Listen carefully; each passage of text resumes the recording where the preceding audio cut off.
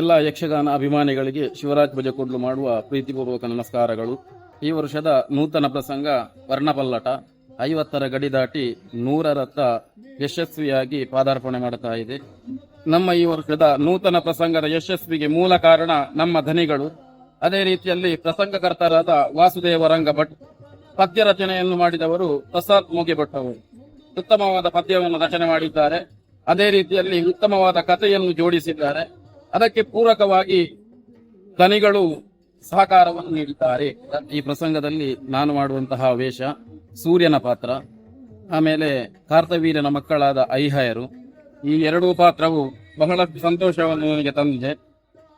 ಎಲ್ಲ ಯಕ್ಷಗಾನ ಪ್ರಿಯರು ಬಂದು ಈ ಯಕ್ಷಗಾನವನ್ನು ನೋಡಬೇಕು.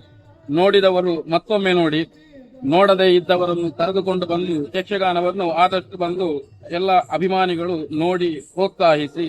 ಧನ್ಯವಾದ. ನಿಮ್ಮ ಸ್ಥಿತಿಗೆ ಕಾರಣ ಏನು ಎನ್ನುವುದನ್ನು ಅರಿತು ಸೂರ್ಯದೇವನಾದ ನಾನೇ ಪ್ರತ್ಯಕ್ಷಗೊಂಡಿದ್ದೇನೆ. ನೀನು ಇಷ್ಟೇ ಉತ್ತಮ. ನಿಮಗಾಗಿ ಈ ರೂಪವನ್ನು ಧರಿಸಿ ಬಂದೆ.